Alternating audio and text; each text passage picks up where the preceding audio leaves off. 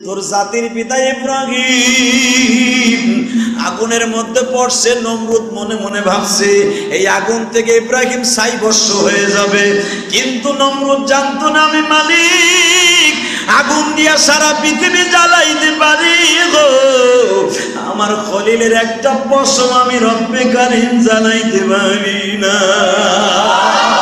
বেঈমান আগুন জ্বালাইছে 2.5 মাস পর্যন্ত, দামি দামি কয়লা দিয়ে আগুনের কুণ্ডলের ভিতরে আগুন জ্বালাইলো।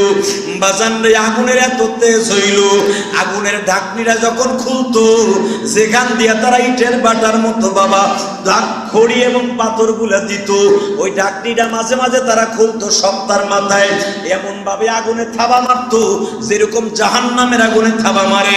নমরুদ বলল আর জ্বালাইতে হবে না, আগুন প্রখর তীব্রতা ধারণ করেছে, আগুনের অগ্নিলীলাখা সারা এলাকা শুদ্ধা জুড়িয়ে গেছে। 1 কিলোমিটারের ভিতরে জমিন শুদ্ধা বাবা এমন হয়ে গেছে, তামা হয়ে গেছে, গাছ গাছলা বৃক্ষলতা পুড়িয়া বাবা তামা হয়ে গেছে। পাথরি জমিন এমন ভাবে আগুন জ্বালাইছে, জ্বালাইতে জ্বালাইতে 1 কিলোমিটারের ভিতরে কোনো মানুষ তো দূরের কথা, কোনো কীট পতঙ্গ থাকতে পারে না, বাঘ ভাল্লুক শুদ্ধা বাবা এলাকায় মরিয়ে গেছে। আগুনের এত তাজ গো বাবা, উপরের থেকে যদি 1 কিলোমিটার উপর দিয়ে কোনো পাখি উড়িয়া যাইতো, ওখান দিয়ে মোমের মতো গলিয়া যাইতো। নমরুদ এমন প্রখর আগুনের ব্যবস্থা করেছে, আগুনরে বলে দিছে আমি ইব্রাহিমকে আগুন ফেলবো, আজকে শনিবার ইব্রাহিমকে ফেলবো, আগুন ইব্রাহিমকে সুন্দর করে মোমের মতো গালায় দিবি, আমার খোদাইগিরি জমিনে প্রমাণ হয়ে যাবে আমিও পারি। কিন্তু বাজানান্নাল কুওয়াতা লিল্লাহি জামিআ, আল্লাহু লা ইলাহা ইল্লা হুয়াল হাইয়ুল কাইয়্যুম, সাব্বাহা লিল্লাহি মা ফিস সামাওয়াতি ওয়া মা ফিল আরদ। আমার আল্লাহ বলেন আগুনও তো আমার মাখলুক, ঠিক না বেঠিক? এই আগুন মাখলুক না? আগুন মাখলুক না? কি মনে করেন আপনি আগুন? আগুন আল্লাহর কথা শোনে কি শোনে না? ইব্রাহিমকে ফেলাইয়া দিবে, চরক গাছের মধ্যে ইব্রাহিম উঠিয়ে গেল, ঘুরাইয়া ঘুরাইয়া সবে মাত্র যখন নিয়ে যাবে, আমার আল্লাহ তার 1 ঘন্টা আগে আগুনকে বলে দেন কুল নায়া না রুকুনি বারদাও ওয়া সালামান আলা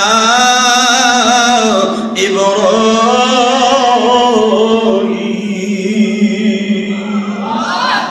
নমরুদ অর্ডার দিছে আগুনের মধ্যে ইব্রাহিমকে ফেলাবে, আর আমি রব্বে কারিম অর্ডার দিলাম আমার ইব্রাহিমের জন্য শান্তিদায়ক বাসস্থান হয়ে। ভাইজান আপনারা কোরআন সূরা বানী ইসরাইল খুলিয়া দেখবেন, আল্লাহর পয়গম্বর ইব্রাহিম যখন আগুনের মধ্যে চরকের মধ্যে বসে, এই যে মেলার মধ্যে যে যুবকগুলো চরক গাছে বসে, লজ্জা লাগে না? এটা হারাম, সম্পূর্ণ হারাম। ইব্রাহিম আলাইহিস সালামকে যখন ঘুরাইতেছি 50-60 জন করে ঘুরায়, এক গুল্লিতে রশি দিয়ে পারা ইব্রাহিমকে ফেলাবে, এমন ভাবে তারা তীর ধনুক সিস্টেম করছে, ইব্রাহিম ছিটটা দিয়ে পড়বে আগুনের মধ্যে। এমন স্টাইল ইব্রাহিমের জন্য চরক গাছ নির্ধারণ করলো। ইব্রাহিম বসা, ইব্রাহিম চোখটা বন্ধ করে বলে মালিক, এই আগুনে ফেলাবার পরে তুমি ছাড়া আমার আর কেউ নাই। ও ইব্রাহিম, সত্য কথা বলছো রে ইব্রাহিম, আমি ছাড়া যে তোর কেউ নাই। যেই রশি চরক গাছের সাথে বাঁধিয়া মানুষে ঘুরাইয়া তোরে ফেলবে, দূরের দিকে তাকায় দেখ এই চরক গাছের রশি কে কে ধরছে। ইব্রাহিম বাম দিকে তাকায় দেখে চরক গাছের রশিটা বাবা তার বাবা মাও ধরা। ইব্রাহিম চোখটা ডান দিকে ঘুরাই বলে মালিক, তুমি যে কোরআন, তুমি যে বলছিলে আমার কিতাবে, ইয়া আইয়ুহাল্লাযীনা আমানু লা তুলহিকুম আমওয়ালুকুম ওয়ালা আওলাদুকুম আন যিকরিল্লাহ, বান্দা তোর ছেলে সন্তান মা বাবা তোর মাল যেন আমি মাওলার থেকে তোরে দূরে না সরায় ফেলাই। আমি আজকে বুঝে ফেলেছি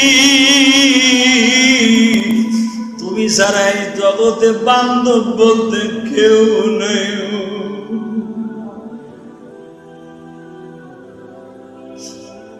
ইব্রাহিম দেখতে যে তার মাও রশি ধরে টানে, বাবাও রশি ধরে টানে।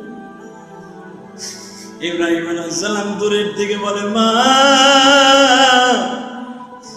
আমি আগুনে পুড়িয়া গলিয়া যাব, যদি এইটাই তুমি চাও তাহলে আমার পাহাড়ে জন্ম দিয়া রেখে আসছিলে কেন? বাবা গো, তুমি যদি চাও আমি আগুনে পুড়িয়া মরিয়া যাই, তাহলে তুমি কি জন্য আমি ইব্রাহিমকে এত বছর পর্যন্ত কোলে পিঠে করে মানুষ করব? ইব্রাহিম আলাইহিস সালামের মা বাবা বলে, আগে যদি জানতাম তুই পথভ্রষ্ট হয়ে যাবি, সেদিনকাই তোর গলা টিপা হত্যা করতাম।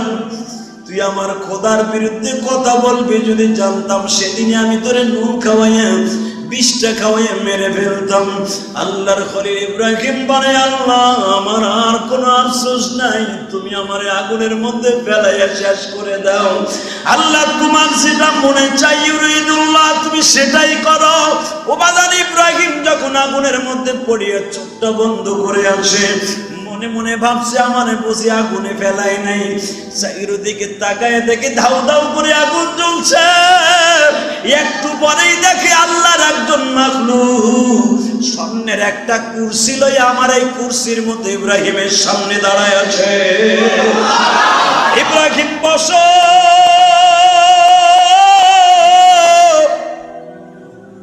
যেই জিনিস খাইলে তোমার উপরের আগুন ঠান্ডা হয়ে যায় সেইটা খাও। আল্লাহর খলিল ইব্রাহিম বলে, তুমি সত্য কথা কও, এই খাবারটাকে কোনো মানুষের না, আমার আল্লাহর দিন। আল্লাহর পয়গম্বর এই কথা বলার সঙ্গে সঙ্গে বলে, এই খাবারটা স্বয়ং জান্নাতের খাবার। ইব্রাহিম, আমি আপনার কোনো উপকার করতে পারি?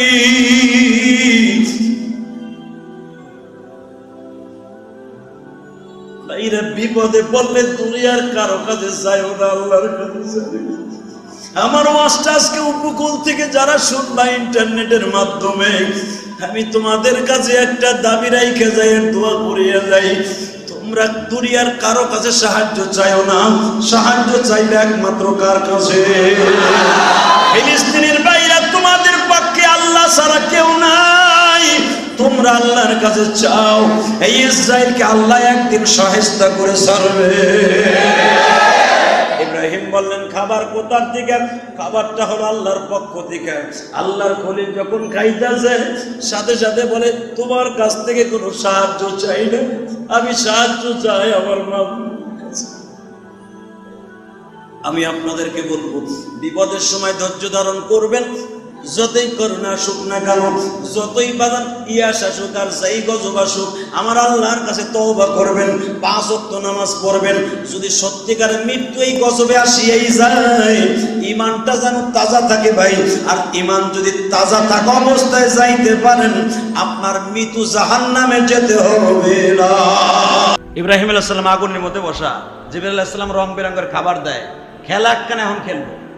নমরুদের মেয়ে ছিল একটা, নমরুদের মেয়ে, যেই মেয়েটার সাথে কিয়ামতের মাঠে আমার রাসূলের সাথে বিয়ে হবে।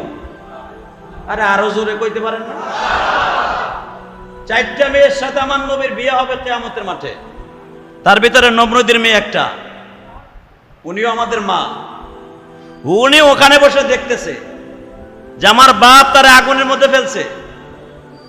যারে আগুনের মধ্যে ফেলছে সে আঙ্গুর ফল খাইতেছে, সে আপেল খাইতেছে, রং বেরঙের বেদানা কে জানো প্রেজেন্ট করতেছে, আর সে উঠে উঠে হাত দিয়ে খাইতেছে।